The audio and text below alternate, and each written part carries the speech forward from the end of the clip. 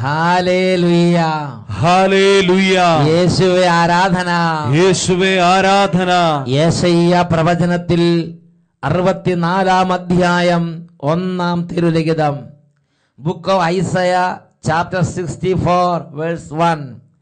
കർത്താവേ, ആകാശം പിളർന്ന് ഇറങ്ങി വരണമേ, അങ്ങയുടെ സാന്നിധ്യത്താൽ പർവ്വതങ്ങൾ വിറകൊള്ളട്ടെ. ഈ വചനത്തിന്റെ അത്ഭുത ശക്തിയാൽ നിങ്ങൾക്കേവർക്കും കൃപയും സമാധാനവും. Hallelujah, hallelujah, hallelujah, hallelujah. പ്രിയപ്പെട്ട സഹോദരങ്ങളെ, ഇന്ന് ശുശ്രൂഷയുടെ തുടക്കത്തിൽ തന്നെ ദൈവത്തിന്റെ അരൂപിയുടെ വലിയൊരു അഭിഷേകത്തിന് വേണ്ടി പ്രാർത്ഥിക്കാൻ പോവുകയാണ്. നമുക്കെല്ലാവർക്കും വേഗം എഴുന്നേറ്റ് നിൽക്കാം. പ്രിയപ്പെട്ട കുഞ്ഞുങ്ങളും കുടുംബവും എല്ലാവരും എഴുന്നേറ്റ് നിൽക്കുകയാണ്. ദൈവത്തോട് പരിശുദ്ധാത്മാവിന്റെ നിറവിന് വേണ്ടി എളിമപ്പെട്ട് യാചിക്കുകയാണ്. ഈ അരൂപിയാണ് നമ്മുടെ അവാച്യമായ നെടുവീർപ്പുകളെ ദൈവസന്നിധിയിലേക്ക് ഒരു പ്രാർത്ഥനയായി സമർപ്പിക്കുന്നത്. ഈ ആത്മാവാണ് ദൈവത്തെ പിതാവേ എന്ന് വിളിക്കാൻ സഹായിക്കുന്നത്. ഈ പരിശുദ്ധാത്മാവാണ് യേശുവിനെ കർത്താവായി ആരാധിക്കാൻ നമ്മെ സഹായിക്കുന്നത്. അനുതാപം നൽകുന്നത് പരിശുദ്ധാത്മാവാണ്. പാപമോചനത്തിലേക്ക് നയിക്കുന്നത് പരിശുദ്ധാത്മാവാണ്. തിരിച്ചറിവ് നൽകുന്നത് പരിശുദ്ധാത്മാവാണ്. വെളിപാടുകൾ നൽകുന്നത് പരിശുദ്ധാത്മാവാണ്. പ്രിയപ്പെട്ട സഹോദരങ്ങളെ, ദാഹിക്കുന്നവർക്കെല്ലാം ഈ പരിശുദ്ധാത്മാവ് ലഭിക്കും. ആഗ്രഹിക്കുന്നവർ ചോദിക്കട്ടെ എന്ന് നമ്മുടെ കർത്താവായ യേശു ആത്മാഭിഷേകത്തെ കുറിച്ച് പ്രാർത്ഥിക്കാൻ വേണ്ടി പറഞ്ഞുകൊണ്ട് നമ്മളെ പഠിപ്പിച്ചു. എല്ലാവരും പ്രാർത്ഥിച്ചേ. പരിശുദ്ധാത്മാവായ ദൈവമേ, പരിശുദ്ധാത്മാവായ ദൈവമേ, എഴുന്നള്ളി വരണമേ, എഴുന്നള്ളി വരണമേ. പാപിയും ബലഹീനനുമായ എന്റെ ജീവിതത്തിലേക്ക്, എന്റെ ജീവിതത്തിലേക്ക് പരിശുദ്ധാത്മാവേ, പരിശുദ്ധാത്മാവേ, എഴുന്നള്ളി വരണമേ, എഴുന്നള്ളി വരണമേ. വചനം കേൾക്കാം, വചനം കേൾക്കാം, ദൈവത്തെ ആരാധിക്കാം, ദൈവത്തെ ആരാധിക്കാം, ദൈവത്തെ സ്നേഹിക്കാം, ദൈവത്തെ സ്നേഹിക്കാം, ഈ ജീവിതം ദൈവത്തിന് വേണ്ടി അർപ്പിക്കാം. ഈ ജീവിതം ദൈവത്തിന് വേണ്ടി പരിശുദ്ധാത്മാവേ, പരിശുദ്ധാത്മാവേ, എഴുന്നള്ളി വരണമേ, എഴുന്നള്ളി വരണമേ. കരങ്ങൾ ഉയർത്തി സ്തുതിക്കുന്നു. Hallelujah, hallelujah, hallelujah, hallelujah, hallelujah, hallelujah, hallelujah. പരിശുദ്ധാത്മാവേ, നിറയണമേ, നിറയണമേ, എഴുന്നള്ളി വരണമേ. പരിശുദ്ധാത്മാവേ, വന്നിടണേ, ഗാനങ്ങളേഴും ചൊരിഞ്ഞിടണേ. പരിശുദ്ധാത്മാവേ, വന്നിടണേ, ഗാനങ്ങളേഴും ചൊരിഞ്ഞിടണേ. ആകാശമാർഗേ വന്നിടണേ, അകതാരിലാനന്ദീടണേ. ആകാശമാർഗേ വന്നിടണേ, അകതാരിലാനന്ദ നൽകിയിടണേ. പരിശുദ്ധാത്മാവേ, വന്നിടണേ, ഗാനങ്ങളേഴും ചൊരിഞ്ഞിടണേ. പരിശുദ്ധാത്മാവേ, വന്നിടണേ, ഗാനങ്ങളേഴും ചൊരിഞ്ഞിടണേ. ആകാശമാർഗേ വന്നിടണേ, അകതാരിലാനന്ദ നൽകിയിടണേ. ആകാശമാർഗേ വന്നിടണേ, അകതാരിലാനന്ദ നൽകിയിടണേ. പരിശുദ്ധാത്മാവേ, വന്നിടണേ, ഗാനങ്ങളേഴും ചൊരിഞ്ഞിടണേ. പരിശുദ്ധാത്മാവേ, വന്നിടണേ, ഗാനങ്ങളേഴും ചൊരിഞ്ഞിടണേ. ആകാശമാർഗേ വന്നിടണേ, അകതാരിലാനന്ദ നൽകിയിടണേ.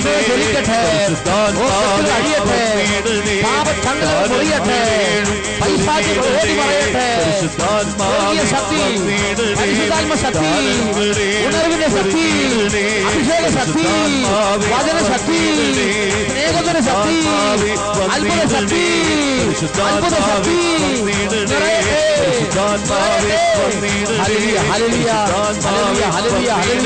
ശക്തിയോടെ കയ്യടിച്ച്, ഉണർവോടെ കയ്യടിച്ച്, കണ്ണുകൾ അടച്ച് സ്തുതിക്കുന്നു, കരങ്ങൾ ഉയർത്തി സ്തുതിക്കുന്നു. ഓ അരൂപിയേ, ആരാധന, ആരാധന,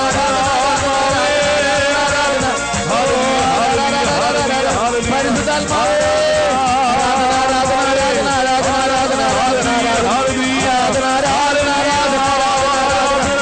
സമൂഹത്തിലേക്ക്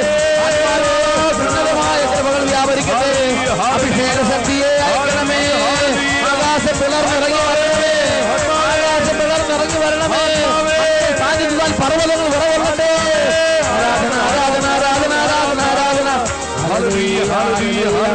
ആരാധന ആരാധന ആരാധന ആരാധന. Hallelujah hallelujah. ഓരോ കുടുംബങ്ങൾ അഭിഷേകം ചെയ്യുന്ന കർത്താവ് ഓരോ ജീവിതങ്ങൾ അനുഗ്രഹം പ്രാപിക്കട്ടെ. ഓരോ കുടുംബങ്ങൾ അനുഗ്രഹം പ്രാപിക്കട്ടെ. അഭിഷേകത്താൽ പൂരിതമാകട്ടെ, ജ്ഞാനത്താൽ പൂരിതമാകട്ടെ, കൃപാവരങ്ങളാൽ പൂരിതമാകട്ടെ. Hallelujah hallelujah. യേശുവേ ആരാധന ആരാധന, യേശുവേ ആരാധന, യേശുവേ നന്ദി. പരിശുദ്ധാത്മാവായ ദൈവമേ, ഞങ്ങൾ തീരെ ചെറിയവരാണ്. പരിശുദ്ധാത്മാവേ, ഇടം വലം തിരിച്ചറിവില്ലാത്ത നിരവധി നിവാസികളെ പോലെ പരിശുദ്ധാത്മാവേ, ക്ഷണനേരം കൊണ്ട് തവിടുപൊടിയാകുന്ന വിധം ദുർബലരാണ്. പരിശുദ്ധാത്മാവേ, അങ്ങയുടെ മഹാശക്തി നിറയ്ക്കണമേ, അങ്ങയുടെ മഹാസ്നേഹം നിറയ്ക്കണമേ, അങ്ങയുടെ മഹാവാത്സല്യം കൊണ്ട് നിറയ്ക്കണമേ. പരിശുദ്ധാത്മാവേ, എളിയ മക്കളെ സ്പർശിക്കണമേ, കണ്ണുനീരോടെ പ്രാർത്ഥിക്കാൻ അനുഗ്രഹിക്കണമേ. നെടുവീർപ്പുകൾ ദൈവസന്നിധിയിലേക്ക് ഉയർത്താൻ അനുഗ്രഹിക്കണമേ. പരിശുദ്ധാത്മാവേ, ഓരോ കുടുംബങ്ങളെയും പരിശുദ്ധാത്മാവേ അങ്ങയുടെ അത്ഭുതങ്ങൾ കൊണ്ട് നിറയ്ക്കണമേ.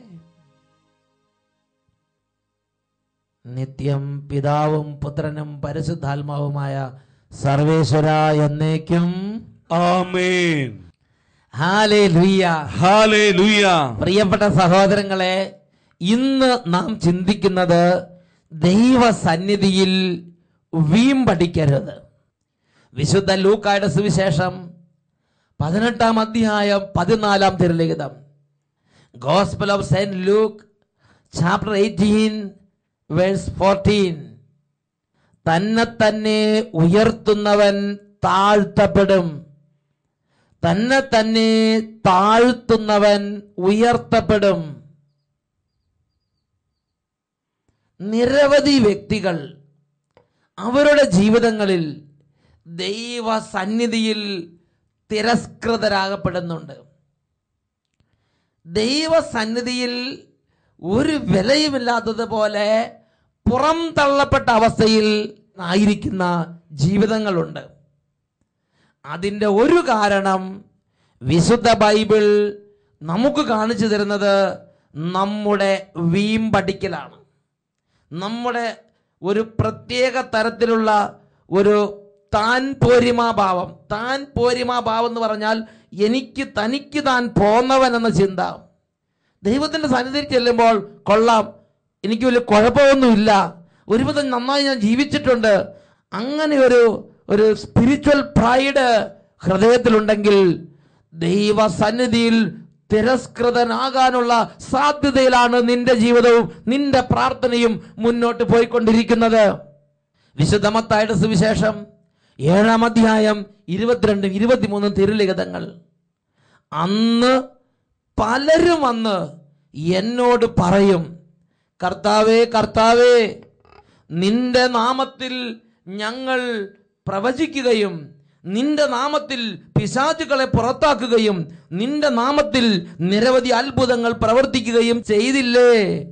അപ്പോൾ ഞാൻ അവരോട് പറയും, നിങ്ങളെ ഞാൻ ഒരിക്കലും അറിഞ്ഞിട്ടില്ല. അനീതി പ്രവർത്തിക്കുന്ന നിങ്ങൾ എന്നിൽ നിന്ന് അകന്നു പോകുവിൻ. ഓക്കെ, നമ്മൾ ചെയ്തതിന്റെ പിൻബലത്തോടെ ചെന്നതാണ്. എന്തായി? ഇതാ തിരസ്കൃതനായി, ഇളിഭ്യനായി, അവിടുന്ന് പുറന്തള്ളപ്പെട്ട്, പെടലേക്ക് പിടിച്ച് തള്ളപ്പെട്ടതുപോലെ പുറന്തള്ളപ്പെട്ട് തല കുനിച്ചിറങ്ങി പോരേണ്ട സ്ഥിതിയായി. ദൈവസന്നിധിയിലേക്ക് ചെല്ലുമ്പോൾ വീം പഠിച്ചുകൊണ്ട് ചെല്ലരുത്. എനിക്ക് താൻ പോന്നവൻ, എനിക്ക് എന്റെ പിൻബലമുണ്ട്, ചെല്ലരുത് മക്കളെ. ദൈവസന്നിധി ചെല്ലുമ്പോൾ ആത്മാവിൽ എളിമയും ഹൃദയത്തിൽ അനുതാപവും വേണം. വിശുദ്ധ ലിഖിതത്തിൽ യെശയ്യാ പ്രവചനത്തിൽ 66-ാം അധ്യായം 2-ാം തിരുലിഖിതം, ആത്മാവിൽ എളിമയും അനുതാപവും ഉണ്ടായിരിക്കുകയും എൻ്റെ വചനങ്ങൾ ശ്രവിക്കുമ്പോൾ വിറയ്ക്കുകയും ചെയ്യുന്നവനെയാണ് ഞാൻ കടാക്ഷിക്കുന്നത്. ആ വ്യക്തിയുടെ മേലാണ് ദൈവത്തിൻ്റെ ഇഷ്ടമുള്ളത്. ആ വ്യക്തിയുടെ ജീവിതത്തിൻ്റെ മേൽ ദൈവത്തിന് പിന്നെയും പിന്നെയും സംപ്രീതി വർദ്ധിക്കുകയാണ്. കാരണം എളിമയും അനുതാപം, അവിടെയാണ് ദൈവത്തിന് ദയ തോന്നുന്നത്. റോമാലേഖനം 9-ാം അധ്യായം 16-ാം തിരുലിഖിതം, മനുഷ്യന്റെ ആഗ്രഹമോ പ്രയത്നമോ അല്ല, ദൈവത്തിന്റെ ദയയാണ് എല്ലാറ്റിൻ്റെയും അടിസ്ഥാനം. ദൈവത്തിന് ദയ തോന്നുന്നത് എവിടെയാണ്? ആരിലാണ് ദൈവത്തിന് ദയ തോന്നുന്നത്?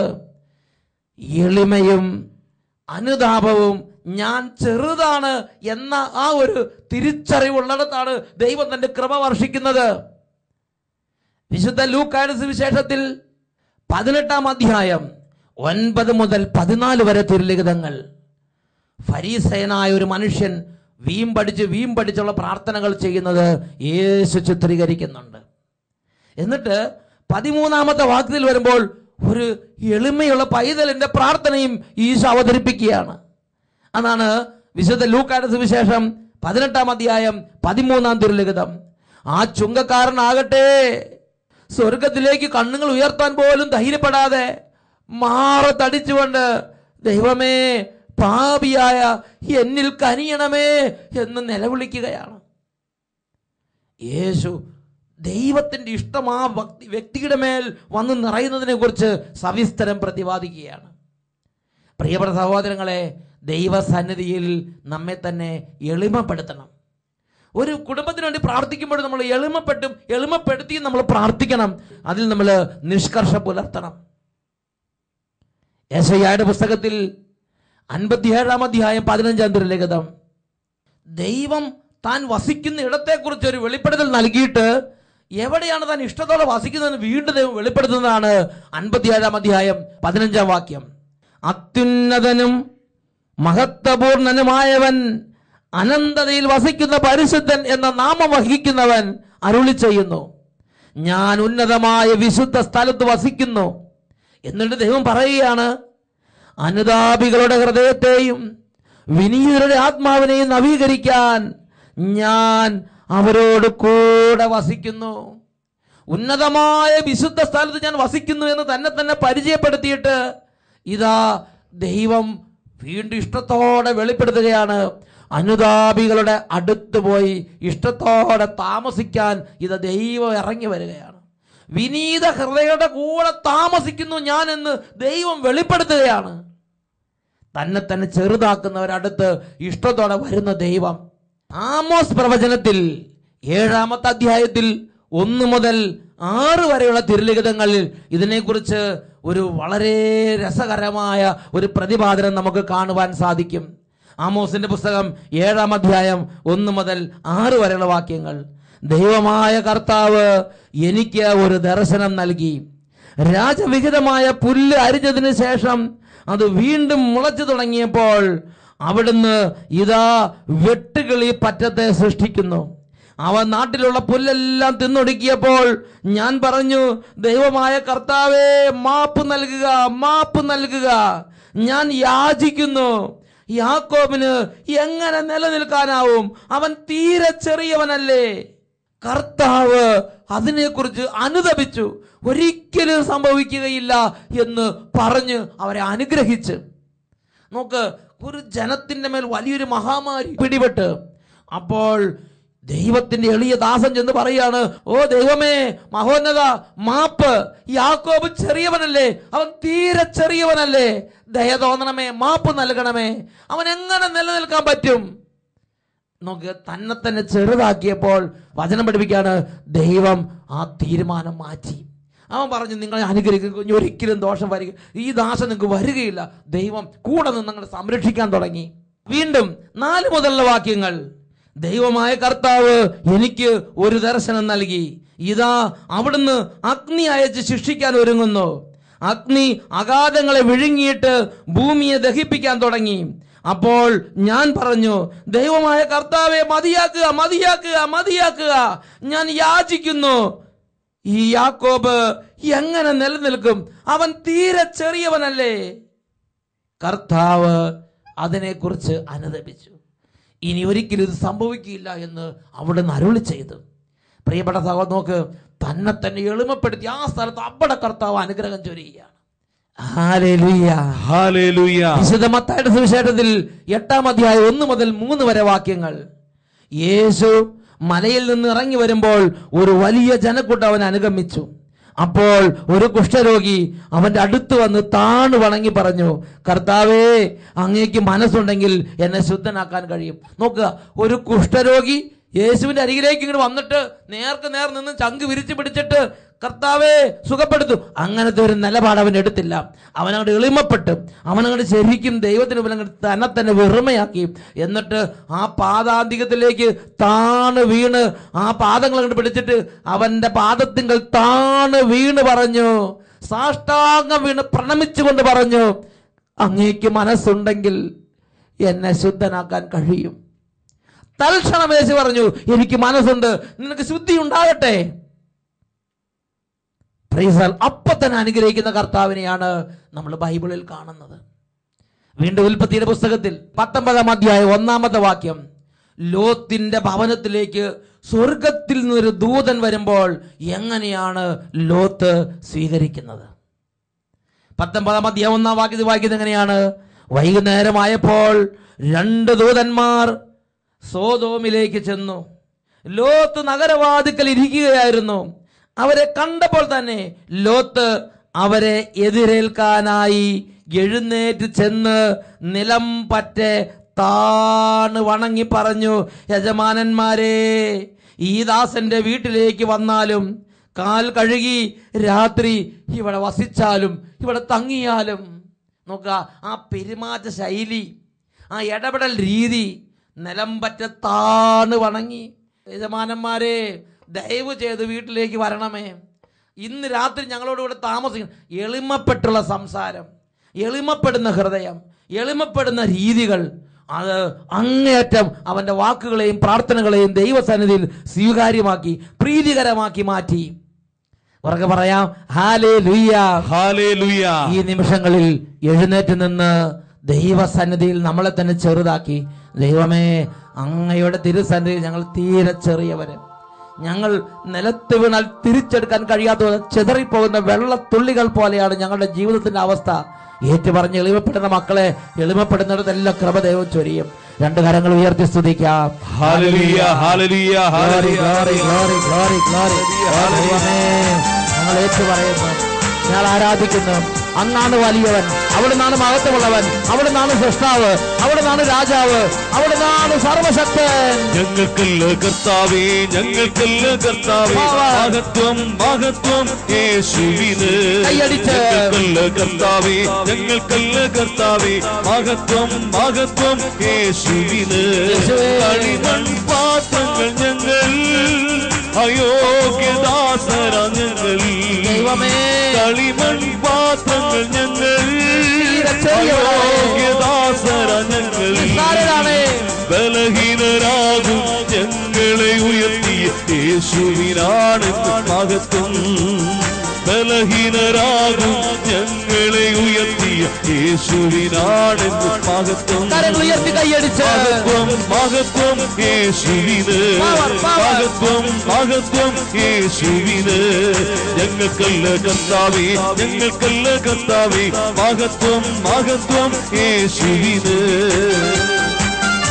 ദൈവമേ, ക്ഷണം നേരം കൊണ്ട് ഛിന്നഭിന്നമായി തവിടുപൊടിയാവുന്ന നിസ്സാരമായ ജീവിതങ്ങളാണ് ഞങ്ങളുടെ എളിയ ജീവിതങ്ങൾ. കരുണ തോന്നണമേ. ഉടയുന്ന മൺപാത്രങ്ങൾ തകരാതെ കാത്തതും നീയല്ലയോ. വീണാലുടയുന്ന മൺപാത്രങ്ങൾ തകരാതെ കാത്തതും നീയല്ലയോ.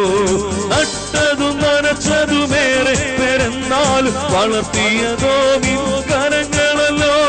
നട്ടതും നനച്ചതും ഏറെ പെരുന്നാലും വളർത്തിയതോ നിൻ കരങ്ങളല്ലോ. മഹത്വം യേശുവിന്, മഹത്വം മഹത്വം യേശുവിന്, മഹത്വം മഹത്വം യേശുവിന്, മഹത്വം മഹത്വം യേശുവിന്, മഹത്വം മഹത്വം യേശുവിന്, മഹത്വം മഹത്വം യേശുവിന്. കരങ്ങൾ ഉയർത്തി സ്തുതിക്കുന്നു. അഹങ്കാരത്തിന്റെ കോട്ടകളെ തകർക്കണമേ കർത്താവേ. രാഷ്ട്രീയം, തന്നിഷ്ടം, താൻപോരിമഭാവം, വിധേയത്വമില്ലായ്മ, ഹൃദയകാഠിന്യം അങ്ങയുടെ കൃപ കൊണ്ട് നിറച്ച് വിശുദ്ധീകരിക്കണമേ, എളിമപ്പെടുത്തണമേ. ദൈവസ്ഥലിൽ ചെറുതാകാനുള്ള കൃപ നൽകണമേ, അങ്ങയെ മഹത്വപ്പെടുത്താൻ അനുഗ്രഹിക്കണമേ. Hallelujah, hallelujah. യേശുവേ ആരാധന, ആരാധന. യേശുവേ ആരാധന, ആരാധന, ആരാധന. യേശുവേ ആരാധന, യേശുവേ സ്തോത്രം. വിശുദ്ധ ലൂക്കായുടെ സുവിശേഷം 18-ാം അധ്യായം 14-ാം തിരുലിഖിതം. തന്നെ തന്നെ ഉയർത്തുന്നവൻ താഴ്ത്തപ്പെടും, തന്നെ തന്നെ താഴ്ത്തുന്നവൻ ഉയർത്തപ്പെടുകയും ചെയ്യും. Hallelujah, hallelujah.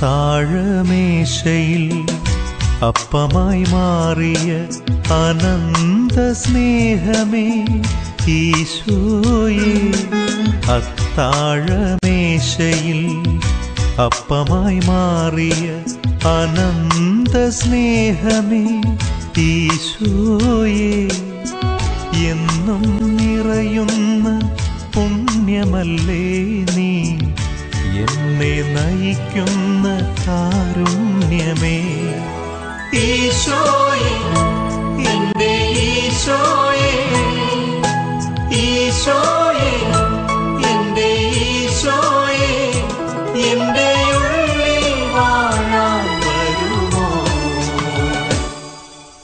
ഈശോയേ, ദിവ്യ കാരുണ്യമേ ഈശോയേ,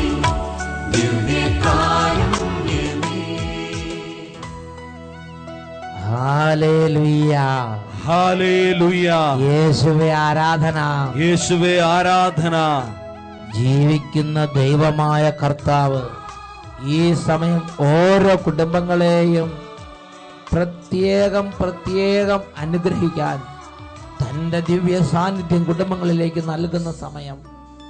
രണ്ട് കരങ്ങൾ നന്നായി ഉയർത്തിപ്പിടിക്കാം. ഓ ദൈവമേ, ദൈവഭയമുള്ളവനായിരിക്കുക, കൽപ്പനകളെല്ലാം അനുസരിക്കുക. ഈ ഒരു വഴിയിൽ നടക്കാനുള്ള ഒരു എളിമ തരണമേ കർത്താവേ. ദുശാഠ്യക്കാരും ധിക്കാരികളും ദുർവാശിക്കാരുമാകുന്ന ഓരോ അവസ്ഥകളിൽ നിന്ന് ഞങ്ങളെ രക്ഷിക്കണമേ കർത്താവേ. രണ്ട് കരങ്ങൾ ഉയർത്തി സ്തുതിക്കുന്നു. Hallelujah, hallelujah, hallelujah. ആരാധന, ആരാധന, ആരാധന. കുടുംബങ്ങളെ രക്ഷിക്കണമേ, ജീവിതങ്ങളെ രക്ഷിക്കണമേ, രോഗികളെ സ്പർശിക്കണമേ, വിദ്യാർത്ഥികളെ അനുഗ്രഹിക്കണമേ, ഓരോ കുടുംബങ്ങളിൽ സമാധാനം നൽകണമേ, പെരുവഴിയെ പോയതിന് നേർവഴിക്ക് തിരിക്കണമേ, വിവേകം നഷ്ടപ്പെട്ടതിന് വിവേകം നൽകണമേ, മുറിവേറ്റതിനെ വെച്ച് കെട്ടണമേ, ഇപ്പോൾ അവിടുന്ന് ഒരു അത്ഭുതം ചെയ്യണമേ. ഹല്ലേലൂയ, ഹല്ലേലൂയ, ഹല്ലേലൂയ, ഹല്ലേലൂയ, യേശുവേ, യേശുവേ, യേശുവേ.